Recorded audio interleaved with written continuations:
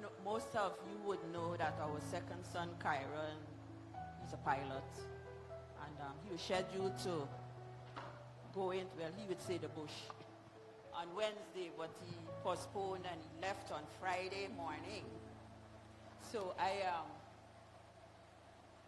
we had ladies practice and stuff, and after we were done with the practice, you know, I just was scrolling, and a message came up on Facebook saying that one of the planes had gone down on that very morning. So you could imagine, well, I don't know, but for me as a mother and having a son flying, I'm almost certain Sister Hazel might have that issue too.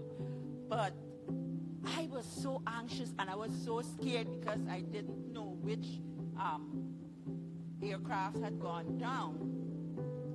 And then I said, God, and I started looking. Then I saw it was Air Services. He used to be flying with Air Services, but he's now with Trans-Guyana.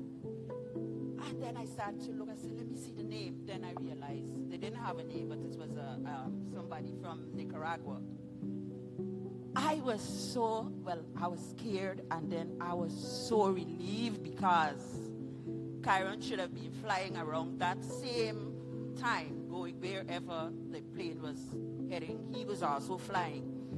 And I just want to give God thanks because even though he would pray every single day, I pray over them to make sure that God takes care of them, whether he's on the road because he has to drive up to the airport, and whether he's wherever he is.